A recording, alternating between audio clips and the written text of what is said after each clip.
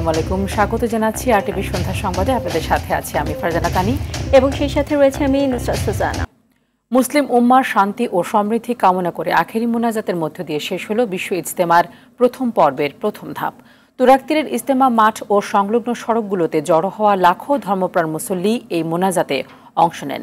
দেশ, জনগণ ও নিকটজনের কল্যাণ কামনা করে দোয়া করা হয়। মোনাজাত পরিচালনা করেন মাওলানা জুবায়ের। সাকিবুর রহমানের রিপোর্টে থাকছে বিস্তারিত। ছবি তুলেছেন ফজলুল হক। আমিন আমিন ধ্বনিতে মুখর টঙ্গীর ইজতেমা ময়দান ও এর আশপাশের এলাকা।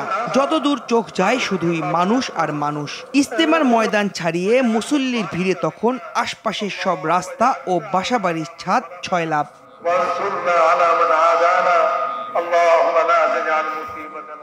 সকাল 9:11 শুরু হয় মোনাজাত। কাকরাইল মসজিদের ইমাম মাওলানা জুবাইরের সঙ্গে আল্লাহর দরবারে হাত তোলেন লাখ লাখ মুসল্লি। প্রায় আধা ঘন্টা সময় ধরে চলে মোনাজাত। মাঘের কুয়াশা মাখা ভোরের শীত উপেক্ষা করে মানুষ দলে দলে আসেন তুরাগ তীরের ইজতেমা ময়দানে। স্রষ্টার নৈকট্য আর সন্তুষ্টি লাভের আশায় অংশ নেন বিভিন্ন দেশের হাজার হাজার মুসল্লি। আল্লাহ পাক যেন আমাদের গুনাহ মাফ করে, সবাই আল্লাহ যেন সবার জন্য মাফ করে দেয়, এর জন্য সবার জন্য দেশটা যেন ভালো করে। সকল মুসলমানের জন্য, নিজের আত্মীয় স্বজনের জন্য, প্রয়োজন পরিবার সবার জন্য দোয়া চাইছি। দিনকে প্রচার করা যায় এবং সার্বিকভাবে সার্বিক জীবনের সর্বক্ষেত্রে যাতে দিন প্রতিফলিত হয়। সারা পৃথিবীর মুসলমানদেরকে এক কাতারে সামিল হয়ে সমস্ত রকমের জুলুম, অন্যায় এবং সন্ত্রাসের বিরুদ্ধে লড়াই করতে পারে। লাখো মুসল্লির সাথে আল্লাহকে রাজি খুশি করতে মোনাজাতে অংশ নিয়েছেন নারীরাও। আল্লাহর কাছে মাপ চাই যে জীবনে অনেক গুনাহ করছি, এটা 10 জনের উসিলায় আল্লাহ যেন আমাদের গুনাহ মাফ করে সবার। শুধু আমাদের না, যারা আছে তাদের সবাইকে যেন মাফ করে। কয়েক লাখ মুসল্লির অশ্রু বিসর্জনের মধ্য দিয়ে সমাপ্তি ঘটে প্রথম পর্বের ইজতেমা। মুসল্লিরা ইসলামের শান্তির বাণী প্রচারে সারা বিশ্বে ছড়িয়ে পড়বেন। সকল ভেদাভেদ ভুলে ইসলামের শান্তি ও কল্যাণ কামনায় সবাইকে ঐক্যবদ্ধ থাকার আহ্বান ছিল সবার মুখে। সাকিবুর রহমান, আরটিভি, টঙ্গী, গাজীপুর। এদিকে মোনাজাত শেষে দুর্ভোগ নিয়ে বাড়ি ফিরছে মুসল্লিরা। টঙ্গী ইজতেমা ময়দানের আশপাশে যান চলাচল ছিল নিয়ন্ত্রিত। নিয়ম না মেনে ট্রেনের ছাদে যাত্রা করেছে অনেকেই। নিহার নন্দীর ক্যামেরায় বিস্তারিত জানাচ্ছেন সোফিয়ান ফারাবি। ঘড়ির কাঁটায় তখন ভোর 6টা। পূর্ব আকাশে সূর্য উঠেছে মাত্র। তখন থেকেই আখেরি মোনাজাতে মহান সৃষ্টিকর্তার কাছে আরজি জানাতে ইজতেমা ময়দানের দিকে ছুটতে থাকেন ধর্মপ্রাণ মুসলমানরা। গণপরিবহন ও যানবাহন নিয়ন্ত্রিত থাকায় কয়েক কিলোমিটার পায়ে হেঁটে গন্তব্যে পৌঁছান তারা। মহান আল্লাহর দরবারে ইহকালীন শান্তি ও পরকালীন মুক্তির প্রত্যাশা করেন সকলেই। ভাই বোনরা মারা গেছে, তাদের জন্য আমরা দোয়া করব, আর পরিবেশে যাতে ভালো হয় এটার জন্যই দোয়া করব। স্বৈরাচার সরকার চলে গেছে, এইতে আমাদের অনেক শান্তি, আর মুসলমান হিসেবে আমাদের এটাই চাই, মানে আল্লাহর কাছে ভালো চাই। এই দেশের শান্তির জন্য আমরা দোয়া করব এবং আমাদের ভবিষ্যতে যেন মৃত্যুর পরে আখেরাতে ভালো কিছু পেতে পারি, সেই বিষয়টা নিয়ে দোয়া করব। আখেরি মোনাজাত শেষ হতেই আবারও পায়ে হেঁটে নিজ নিজ গন্তব্যের পথে ছুটে যান মুসল্লিরা। আল্লাহ যদি কবুল করে, আল্লাহর কাছে আমরা প্রার্থনা করছি এই বিশ্বাস্তমা থেকে আমরা দোয়া মুক্তি করার জন্য এবং দেশের ভালোর জন্য, চলার জন্য, সবকিছু এই দেশের করার জন্য আমরা সবার কাছে আপনার কাছে দোয়া এবং করছি। পায়ে হেঁটে আসতে কোনো অসুবিধা হয় না ইনশাল্লাহ। এখানে আইনশৃঙ্খলা বাহিনী অত্যন্ত সহযোগিতা করছে, আমরা এই ইজতেমা মাঠে আসতে পারিছি। আইসি কোনো সমস্যা নেই, আল্লাহর মধ্যে ভালোভাবে মোনাজাত ধরলাম, সব একসাথে মোনাজাত ধরলাম, ভালো লাগলো। তবে মৃত্যু ঝুঁকি তোয়াক্কা না করে এবারও ট্রেনের ছাদে মুসল্লিদের ছিল উপচে পড়া ভিড়। সড়ক পথে পর্যাপ্ত গণপরিবহন না থাকায় ঝুঁকিপূর্ণ এই পথ বেছে নেন তারা। সব মিলিয়ে শান্তিপূর্ণ পরিবেশে সমাপ্ত হয়েছে মাওলানা জুবায়েরের অনুসারীদের প্রথম পর্বের ইজতেমা। সুফিয়ান ফারাবি, আরটিভি, ঢাকা। রাষ্ট্র মেরামতে অন্তর্বর্তী সরকারের সংস্কার প্রস্তাব বাস্তবায়ন করবে নির্বাচিত সরকার। এটি রাজনৈতিক দলগুলোর নির্বাচনী ওয়াদা হলে এ নিয়ে কোনো সংশয় থাকবে না বলে মনে করেন বিএনপির ভারপ্রাপ্ত চেয়ারম্যান তারেক রহমান। তিনি বলেন, নির্বাচন হলেই সমস্যার সমাধান হবে না, সমাধানের গিট্টু খুলবে। সংস্কারের আলাপ দীর্ঘায়িত করে নির্বাচন বিলম্বিত করলে পতিত স্বৈরাচার ষড়যন্ত্রের সুযোগ পাবে বলেও হুঁশিয়ারি করেন তারেক রহমান।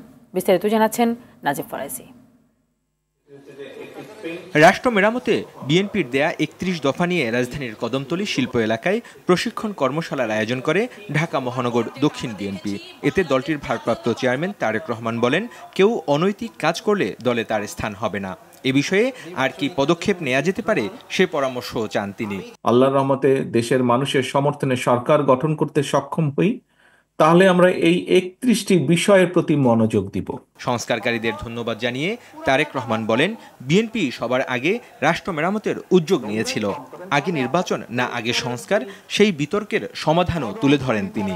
সংস্কারের প্রস্তাবগুলো যদি বাস্তবায়ন করতে হয়, তাহলেও সবচাইতে আগে নির্বাচনই প্রয়োজন। নির্বাচনের মাধ্যমেই যাদেরকে জনগণ দায়িত্ব দেবে, সংস্কারের কাজ তারাই শুরু করতে পারবে, তাদেরকেই শুরু করতেই হবে। নির্বাচিত প্রতিনিধিদের মাধ্যমেই সংস্কার বাস্তবায়নের কাজ শুরু করতে হবে। কারণ যারা নির্বাচিত হয়ে আসবে, তারা জনগণের কাছে ওয়াদাই করবে যে তারা সুযোগ পেলে বাস্তবায়ন করবে এই সংস্কার।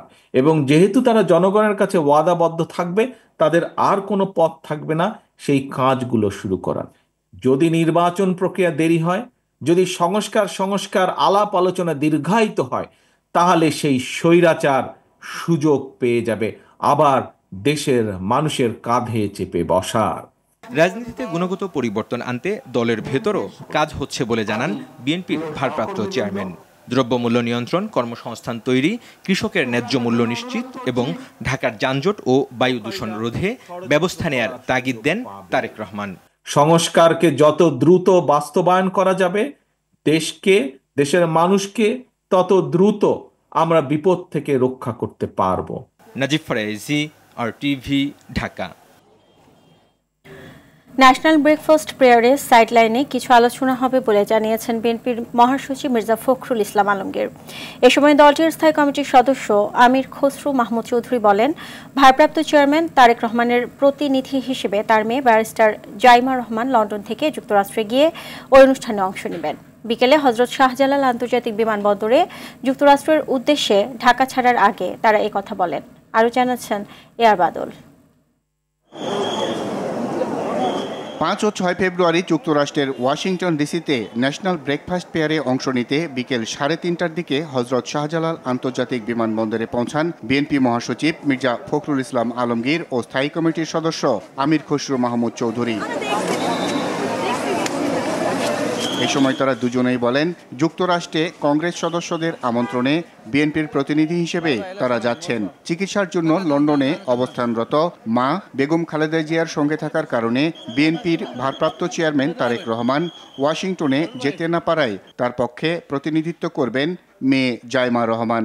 এখানে কোনো আলোচনার বিষয় নেই, একটা ব্রেকফাস্ট পেয়ার আমরা আমন্ত্রিত হয়েছি, আমরা সেখানে যাচ্ছি। তো সাইড লাইনে কিছু আলোচনা হবে, কথা হবে।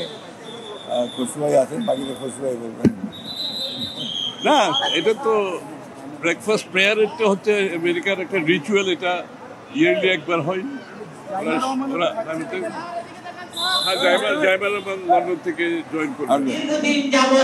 অন্যদিকে জাতীয় প্রেস ক্লাবে বাংলাদেশের পার্বত্য চট্টগ্রামে সমস্যা উত্তরণে রাজনৈতিক ভাবনা শীর্ষক আলোচনায় অংশ নেন দলটির ভাইস চেয়ারম্যান শামসুজ্জামান দুদু।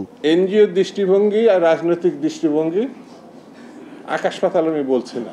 এই সময় তিনি বলেন, পাহাড়ের সমস্যা সমাধানে রাজনীতিবিদরা অগ্রণী ভূমিকা রাখতে পারবে। কেউ সমস্যা জিয়ে রেখে ব্যবসা করতে চান, আর রাজনৈতিক বিষয়টি হচ্ছে সমস্যা সমাধান করতে চায়।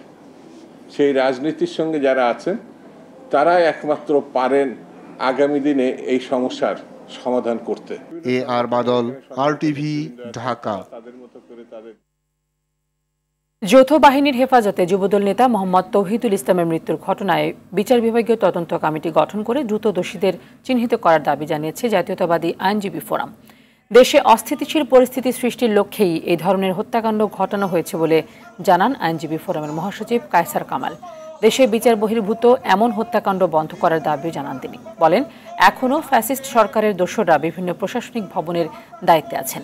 সঠিক তদন্ত করে দোষীদের আইনের আওতায় আনতে হবে, যেন যৌথ বাহিনীর মাধ্যমে কোনো রাজনৈতিক কর্মী খুন না হন।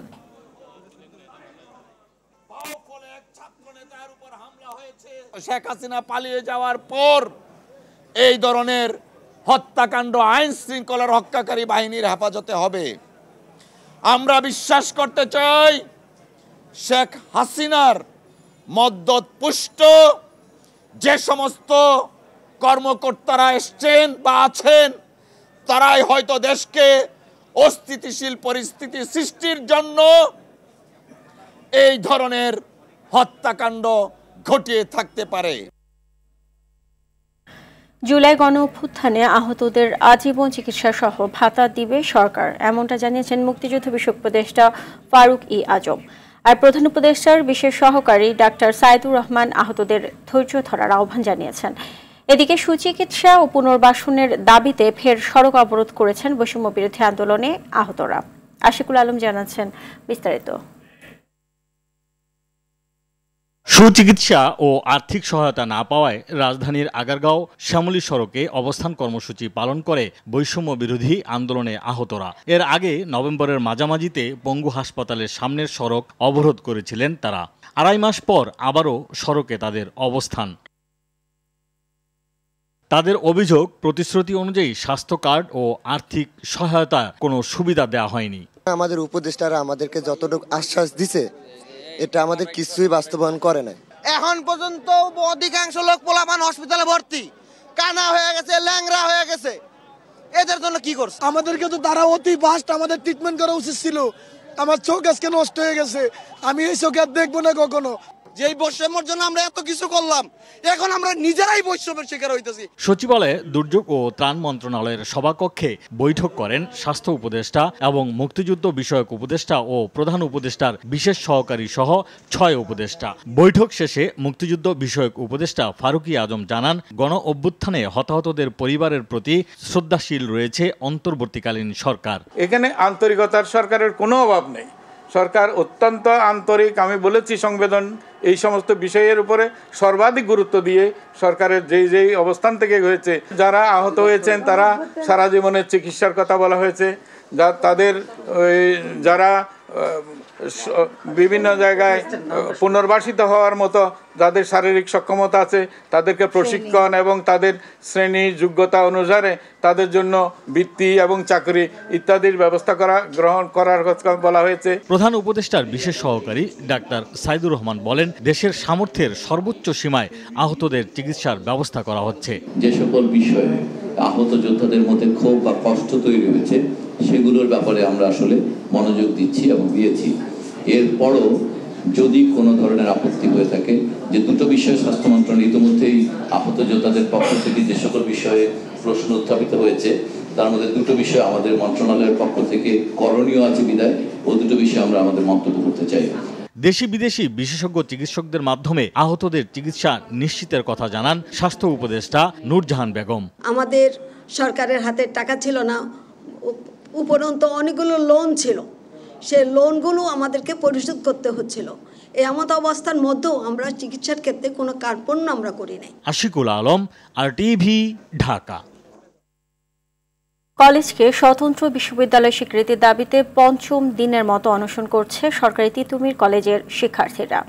একই সঙ্গে কলেজের সামনে বাঁশ দিয়ে দুই পাশে রাস্তা আটকে দিয়েছে তারা। এদিকে সময় বেঁধে দিয়ে বিশ্ববিদ্যালয়ের দাবিতে আন্দোলনকে অযৌক্তিক আখ্যা দিয়েছেন শিক্ষা উপদেষ্টা ডক্টর ওয়াহিদুদ্দিন মাহমুদ।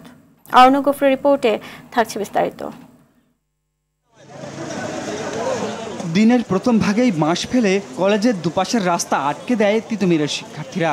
এতে বন্ধ হয়ে যায় মহাখালী গুলশান রুটে যান চলাচল, ভোগান্তিতে পড়ে পথচারীরা। আমরণ অনশনে থাকা কলেজের শিক্ষার্থীদের মধ্যে 4 জন অসুস্থ হয়ে পড়লে সোহরাওয়ার্দী মেডিকেল কলেজ হাসপাতালে পাঠানো হয়। দাবি আদায় না হওয়া পর্যন্ত রাস্তা না ছাড়ার ঘোষণা শিক্ষার্থীদের। তো রাষ্ট্র থেকে ইতিবাচক কোনো আমাদের আশ্বাস দেওয়া হচ্ছে না, কিন্তু আমাদের ভাইদের যদি কিছু হয় এটার দায়ভার সম্পূর্ণ রাষ্ট্রের নিতে হবে। ঢাকা নর্থ সিটির ভিতরে যতগুলো জোন আছে প্রত্যেকটাতেই আমাদের সুবিধা মতো আমরা কর্মসূচি বাস্তবায়ন করব। শিক্ষা কার্যক্রম ব্যাহত ও জনদুর্ভোগ তৈরি হয় এমন আন্দোলনকে বেঠিক বলে মন্তব্য করেন শিক্ষা উপদেষ্টা। তিতুমিরকে এককভাবে নয়, 7 কলেজের সমন্বয়ে একটি বিশ্ববিদ্যালয় করার জন্য এরই মধ্যে বিশেষজ্ঞ দল গঠন করার কথা জানান ওয়াহিদুদ্দিন মাহমুদ। একটা কলেজকে হঠাৎ করে সময় সীমার মধ্যে বিশ্ববিদ্যালয় ঘোষণা করা এটা কোনো যৌক্তিক দাবি না, এবং আমরা এখন থেকে আর এই ধরনের সময় বেঁধে দেওয়া দাবির মুখে এমন সিদ্ধান্ত নেব না যেটা শুধু আমাদের সময়ের না, ভবিষ্যতে বহুদিনের জন্য এটা একটা অযৌক্তিক সিদ্ধান্ত করলে সেটা বহুদিনের জন্য একটা বোঝা হয়ে থাকবে। অরণ্য গফুর, RTV, ঢাকা। মোংলা বন্দরকে আঞ্চলিক হাব করার সিদ্ধান্ত নিয়েছে জাতীয় অর্থনৈতিক পরিষদের নির্বাহী কমিটি। প্রধান উপদেষ্টার সভাপতিত্বে সভায় এমন সিদ্ধান্ত হয়েছে বলে জানান পরিকল্পনা উপদেষ্টা ডক্টর ওয়াহিদুদ্দিন মাহমুদ। পরিকল্পনা কমিশনে সাংবাদিক সম্মেলনে তিনি বলেন, চীনের আগ্রহেই সরকার মোংলা বন্দরের সক্ষমতা বাড়ানোর প্রকল্প হাতে নিয়েছে। একনেক সভায় 12,532 কোটি 28 লাখ টাকা ব্যয় সংবলিত 13টি প্রকল্প অনুমোদন দেওয়া হয়েছে। এর মধ্যে সরকারি অর্থায়ন 4,097 কোটি 23 লাখ টাকা, প্রকল্প ঋণ 7,328 কোটি 95 লাখ টাকা ও সংস্থার নিজস্ব অর্থায়ন 1,106 কোটি 10 লাখ টাকা। বিদেশি সাহায্যে আমরা তখন সাহায্য। শেখ হাসিনা অর্থনীতি খাতের সব প্রতিষ্ঠানকে ধ্বংস করে গেছে। বর্তমান সরকার তা শৃঙ্খলায় আনার চেষ্টা করছে এমন মন্তব্য করে বাণিজ্য উপদেষ্টা বললেন, পর্যাপ্ত মজুদ আছে, রমজানে পণ্যের সংকট হবে না, দামও বাড়বে না। খাদ্যপণ্যের যৌক্তিক দাম নিয়ে সেমিনারে একথা বলেন তিনি। অর্থনীতিবিদ আনু মোহাম্মদ বললেন, আওয়ামী লীগ সরকারের পরিবর্তন হলেও চাঁদাবাজি বন্ধ হয়নি, সহনীয় পর্যায়ে আসেনি পণ্যের দাম। বিস্তারিত আতিকা রহমানের রিপোর্টে। খাদ্যপণ্যের যৌক্তিক দাম, বাজার তত্ত্বাবধানের কৌশল অনুসন্ধান বিষয়ে পলিসি কনক্লেভের আয়োজন করে বণিক বার্তা। এতে যোগ দিয়ে বৈষম্য বিরোধী ছাত্র আন্দোলনের সমন্বয়করা বলেন, এখনো কিছু অসাধু ব্যবসায়ী সিন্ডিকেট করে বাজার অস্থিতিশীল করে পণ্যের দাম বৃদ্ধি করছে। গত 15 বছরে ক্রমাগত আসলে সিস্টেমটা ফেল করেছে। তো এই সিস্টেমটাকে যদি আমরা নতুন করে সাজাতে হয়, তাহলে সবার প্রথমে দরকার যে সরকারের পক্ষ থেকে একটা পর্যাপ্ত পরিকল্পনা। আগের মতো করে এখনো সেই চাঁদাবাজিগুলো চলছে। আমরা যে সিন্ডিকেট বলছি, এই সিন্ডিকেটের সবচেয়ে বড় একটা অংশ যে নিয়ন্ত্রণ করে রাজনীতিবিদরা, এটা নিয়ে তো কোনো সন্দেহ নেই। বাজারে একটা জিনিসের মূল্য 1.5 গুণ থেকে 2 গুণ বেড়ে যায় শুধুমাত্র এরকম কয়েকটা স্টেক হোল্ডারকে চাঁদা দিতে হয় দেখে। রাজস্ব বোর্ডের চেয়ারম্যান বলেন, যারা দীর্ঘদিন আয়কর ফাঁকি দিচ্ছেন তাদের বিরুদ্ধে দ্রুত ব্যবস্থা নেওয়া হবে। আর অর্থনীতিবিদ আনু মোহাম্মদ বললেন, শেখ হাসিনা পালালেও ব্যবসায়ীদের দৌরাত্ম্য থেকে মুক্তি পায়নি দেশের সাধারণ মানুষ। সরকার চলে গেল কিন্তু এবং চাঁদাবাজিও বন্ধ হওয়ার কথা, কিন্তু জিনিসপত্রের দাম কমছে না। ফ্রি মার্কেট ইকোনমির পরিবর্তে কতিপয় গোষ্ঠীর নিয়ন্ত্রণের মধ্যে যে বাজারটা থাকে, চাঁদাবাজি না থাকলেও তাদের ওই দাম বৃদ্ধির কৌশলটা ঠিকই অব্যাহত থাকে। রেকর্ডে 1,11,00,000 ট্যাক্স পেয়ার আছে। 60% ট্যাক্স পেয়ার সম্মানিত করদাতাগণ ট্যাক্স রিটার্ন দেন না। ওনার ব্যবসা বাণিজ্য আছে অথচ উনি রিটার্ন দেন না। তা আমরা এই জায়গাটাতে হাত দিচ্ছি। বাণিজ্য উপদেষ্টা বলেন, বিপুল পরিমাণ কর ছাড় দেওয়ার পরও পণ্যের দাম বৃদ্ধির কোনো যৌক্তিক কারণ নেই। গোয়িং ফরওয়ার্ড ইন রমাদান ইনশাআল্লাহ সমস্যা হবে না, কারণ আমাদের আমদানিকৃত যে ভোগ্যপণ্য এর মধ্যে যদি আপনি দেখেন চিনি, তেল, ছোলা, খেজুর বা এর সাথে কিছু সবজির মধ্যে যদি ধরেন আমরা যখন পেঁয়াজ আমদানি করি বা আলু আমদানি করি, ইনশাআল্লাহ আল্লাহর রহমতে এর কোনো সংকট বাজারে নেই। এই মুহূর্তে আমি তেল নিয়ে একটু আওয়াজ শুনতে পাচ্ছি। উৎপাদন পর্যাপ্ত থাকার পরও বাজারে সংকট থাকছে। বাজারে পর্যাপ্ত তথ্য উপাত্ত না থাকায় সরকার বাজার নিয়ন্ত্রণ করতে পারছে না বলে মন্তব্য করেছেন সিপিডির গবেষণা পরিচালক ডক্টর গোলাম মোয়াজ্জেম। আতিকা রহমান, RTV, ঢাকা। ফের অস্থির সয়াবিন তেলের বাজার। ভোক্তাদের জিম্মি করে রমজানের আগেই দাম বৃদ্ধির পাঁয়তারা চলছে, দোকানে মিলছে না চাহিদা মতো। বিক্রেতারা বলছেন প্রয়োজনের মাত্র 1/4 পাচ্ছেন তারা, সঙ্গে বাধ্যতামূলকভাবে কিনতে হচ্ছে আটা, ময়দা, সুজি। এ নিয়ে নাখোশ ভোক্তারাও। তবে মেঘনা গ্রুপ জানিয়েছে তেলের কোনো সংকট নেই। বিশ্লেষকরা বলছেন তেলের বাজারে প্রতিযোগিতা কম থাকায় ফায়দা নিচ্ছে কোম্পানিগুলো। ভোক্তা পর্যায়ে আবারও বাড়ানো হলো তরলীকৃত পেট্রোলিয়াম গ্যাসের দাম।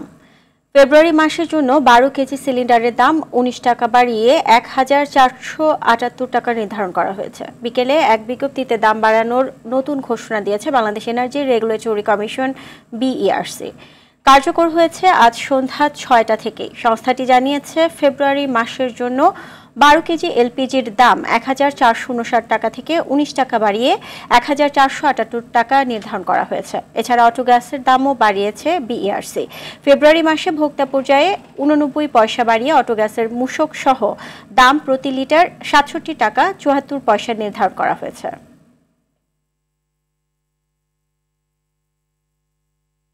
বইপ্রেমীদের প্রাণের উৎসব অমর একুশে বইমেলার দ্বিতীয় দিন। বিগত বছরের তুলনায় মেলার প্রথম দিনগুলোতে দর্শনার্থীদের সংখ্যা উল্লেখযোগ্যভাবে বেড়েছে। বিভিন্ন স্টলে ভিড় জমিয়ে তারা নতুন বইয়ের পাতা উল্টে দেখছেন, প্রকাশনাগুলোর ক্যাটালগ সংগ্রহ করছেন। তবে বিক্রির হার এখনও আশানুরূপ হয়নি। প্রকাশকরা প্রত্যাশা করছেন দ্বিতীয় সপ্তাহ থেকে বই বিক্রি বাড়বে। মেলার দ্বিতীয় দিনে বেশ কয়েকটি প্রকাশনা তাদের বই বের করেছে।